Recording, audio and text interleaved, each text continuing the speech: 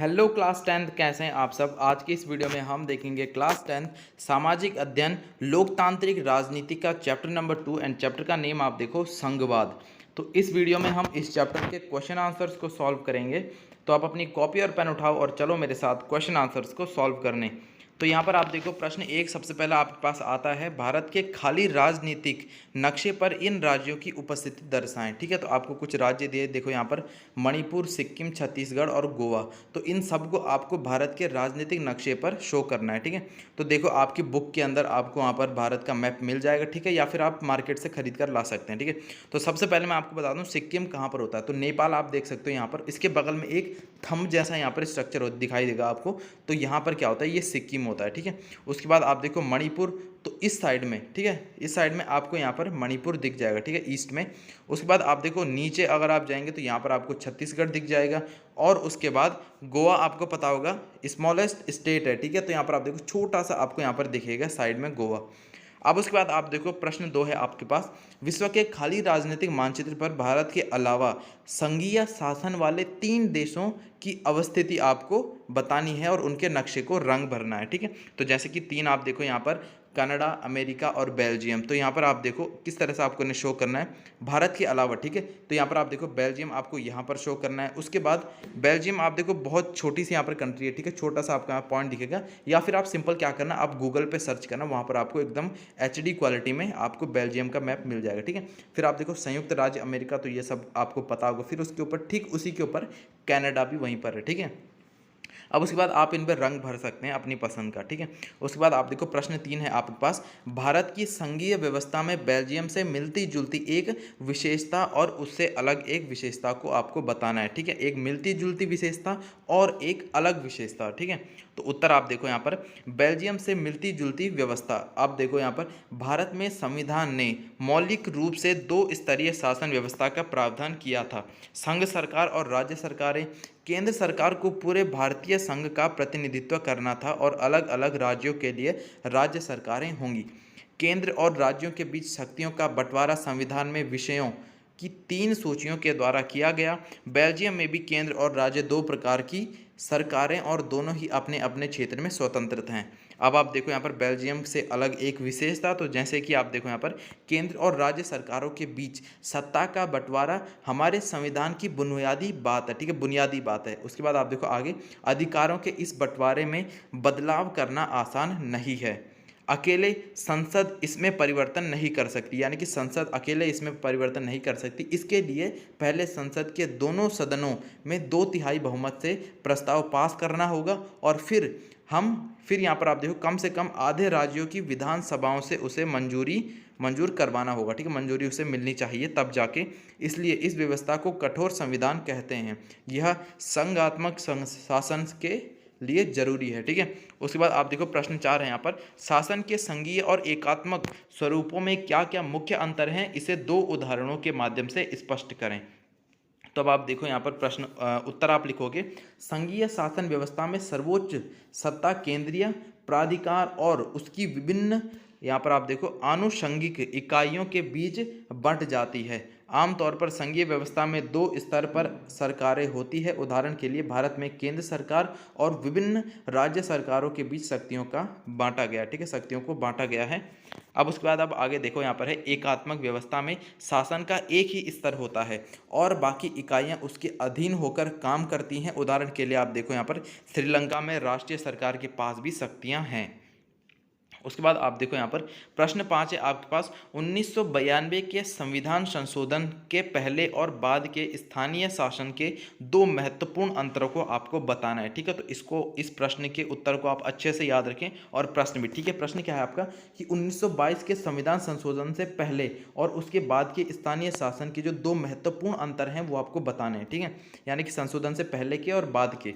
अब आप देखो उत्तर आप देखो यहाँ पर, भारत में सत्ता के विकेंद्रीकरण के लिए सभी राज्यों में गांव के स्तर पर ग्राम पंचायतों और शहरों में नगर पालिकाओं की स्थापना की गई, पर उन्हें राज्य सरकारों के सीधे नियंत्रण में रखा गया था और इन स्थानीय सरकारों के लिए नियमित ढंग से चुनाव भी नहीं कराए जाते थे।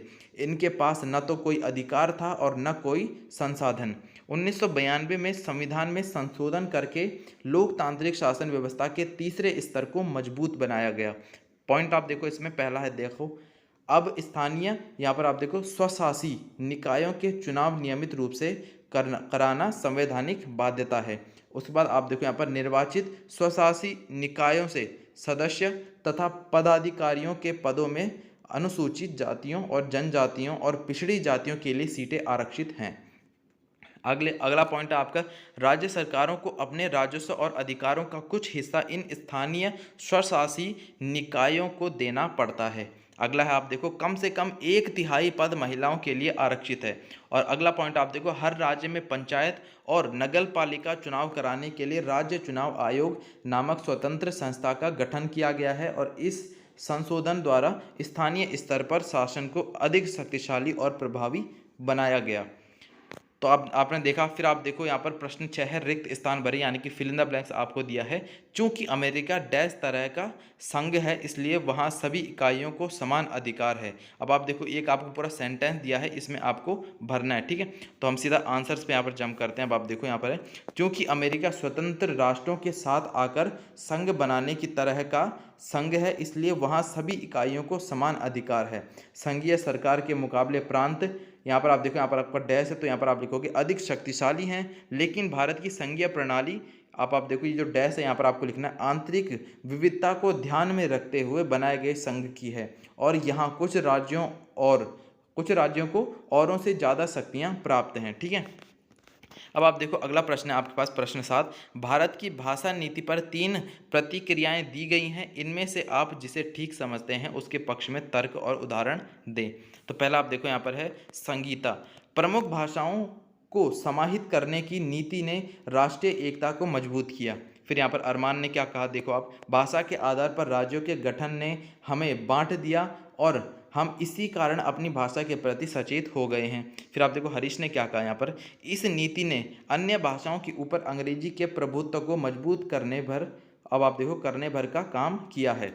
तो इसमें आप देखो आपका उत्तर जो आपको सही लगता है वो आप देखो, संगीता का भारत की भाषा नीति पर तर्क सही है। उसका कहना है कि प्रमुख भाषाओं को समाहित करने की नीति ने राष्ट्रीय एकता को मजबूत किया है। भारत में 40% लोग हिंदी बोलते हैं। हिंदी के अतिरिक्त भी बहुत सी भाषाएं बोली जाती हैं। यदि किसी एक भाषा को प्रमुख बना दिया जाता तो अन्य भाषाई लोगों के सामने कई समस्याएं खड़ी हो जाती। भारतीय राजनेताओं ने सभी प्रमुख भाषाओं को समाहित करके जो यहाँ पर आप देखो लचीला रुख अपनाया, उसी से हमारे देश में शांति व व्यवस्था बनी हुई है तथा हम श्रीलंका जैसी गृह युद्ध व अशांति की स्थिति में पहुँचने से बचे हुए हैं। अब आप देखो अगला प्रश्न आपके पास प्रश्न 8 है, संघीय सरकार की एक विशिष्टता है, क्या है? आप देखो क ख ग और यहाँ पर आपको 4 पॉइंट दिए गए हैं। पहला है आप देखो यहाँ पर, राष्ट्रीय सरकार अपने कुछ अधिकार प्रांतीय सरकारों को दे देती है। अगला है, अधिकार विधायिका, कार्यपालिका और न्यायपालिका के बीच बंट जाते हैं। अगला है यहाँ पर, निर्वाचित पदाधिकारी ही सरकार में सर्वोच्च ताकत का उपयोग करते हैं। एंड अगला यहाँ पर, सरकार की शक्ति शासन के विभिन्न स्तरों के बीच बंट जाती है। तो इसका उत्तर आप लिखोगे घ, सरकार की शक्ति शासन के विभिन्न स्तरों के बीच बंट जाती है।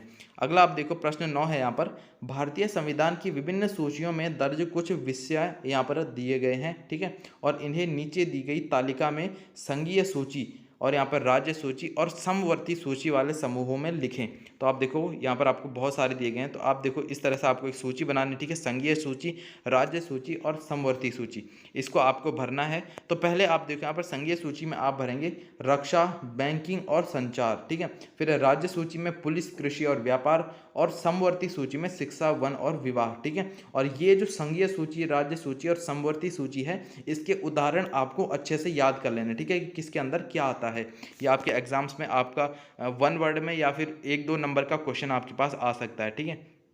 उसके बाद आप देखो प्रश्न 10 है आपके पास, नीचे भारत में शासन के विभिन्न स्तरों और उनके कानून बनाने के अधिकार क्षेत्र से जोड़े दिए गए हैं, ठीक है, क्षेत्र के जो जोड़े आपको दिए गए हैं, इनमें से कौन सा जोड़ा सही मेल वाला नहीं है आपको बताना है। तो कौ देखो यहाँ पर राज्य सरकार, तो यहाँ पर राज्य सूची, फिर केंद्र सरकार संघीय सूची, केंद्र और राज्य सरकार समवर्ती सूची, स्थानीय सरकार अवशिष्ट अधिकार। तो इसका आप देखो घ है आपका इसका उत्तर, स्थानीय सरकार अवशिष्ट अधिकार, ठीक है। फिर उसके बाद आप देखो प्रश्न 11 यहाँ पर सूची 1 और सूची 2 में मेल ढूंढे और नीचे दिए गए कोड के आधार पर सही उत्तर चुने। ठीक है, अब देखो यहाँ पर सूची 1 में आपको क्या दिया, भारतीय संघ, राज्य, नगर निगम, ग्राम पंचायत, और सूची 2 में आपको दिया है प्रधानमंत्री, सरपंच, राज्यपाल और मेयर। ठीक है, तो इसका उत्तर आप किस तरह से लिखेंगे, पहले आप देखो 1 2 3 4 आपको इस तरह से दिए गए हैं और यहाँ पर सारे गामा में आपको आंसर बताना है। ठीक है, तो इसका उत्तर आप देखो गा, यानी कि पहले का आपका क्या आएगा, यानी कि जो यहाँ पर गाँव के अंदर दिए हैं पहले को आपको मैच करना है अ से, दूसरे को आपको मैच करना है 100 से। ठीक है, यानी कि पहले आपको इन्हें क्या करना है, मेल कर लेना है। ठीक है, उसके बाद आपको देखना है कि कौन सा किसके साथ मेल खाता है, तो उसके बाद आपको गौ वाला उत्तर लिख लेना है। एंड पहले को आपको अ से मिलाना है, दूसरे को आपको 100 से, तीसरे को 2 से और चौथे को बौ से। ठीक है, उसके बाद आप देखो अगला प्रश्न आपके पास, प्रश्न 12, इन बयानों पर गौर करें। ठीक है, पहला क्या है यहाँ पर, संघीय व्यवस्था में संघ और प्रांतीय सरकारों के अधिकार स्पष्ट रूप से तय होते हैं। अगला है, भारत एक संघ है क्योंकि केंद्र और राज्य सरकारों के अधिकार संविधान में स्पष्ट रूप से दर्ज हैं और अपने अपने विषयों पर उनका स्पष्ट अधिकार है। अगला यहाँ पर, श्रीलंका में संघीय व्यवस्था है क्योंकि उसे प्रांतों में बांट दिया गया है। अगला है यहाँ पर, भारत में संघीय व्यवस्था नहीं रही क्योंकि राज्यों के कुछ अधिकार स्थानीय शासन की इकाइयों में बांट दिए गए हैं और ऊपर दिए गए बयानों में से कौन सा ही है आपको बताना है। ठीक है, तो सारे गामा, अब आप देखो आपको जो सही लगता है वो आपको बताना है। ठीक है, तो यहाँ पर स में आपको दिया है कि अ, ब और 100 सही है, फिर अगले में रे में आपको दिया है अ, 100 और 2 सही है, तो इस तरह से आपको बताना है। तो आपको उत्तर होगा यहाँ पर गौ, यानी कि सारे गामा में आपको दिया है, यहाँ पर आप देखो गा में आपको दिया है अ और बौ सही हैं। ठीक है, तो आप देखो यहाँ पर क्या क्या सही है आपका, अ और बौ, यानी कि संघीय व्यवस्था में संघ और प्रांतीय सरकारों के अधिकार स्पष्ट रूप से तय होते हैं, और बौ है आपका, भारत एक संघ है क्योंकि केंद्र और राज्य सरकारों के अधिकार संविधान में स्पष्ट रूप से दर्ज हैं और अपने अपने विषयों पर उनका स्पष्ट अधिकार है। ये दोनों यहाँ पर आपके सही हैं। ठीक है, तो क्लास 10th यहाँ पर आपके इस चैप्टर के क्वेश्चन आंसर सारे कंप्लीट हो जाते हैं एंड आप क्लास 10th अदर सब्जेक्ट के question answer videos modern master ji के चैनल पर देख सकते हैं। बाकी तब तक के लिए पढ़ाई करते रहें।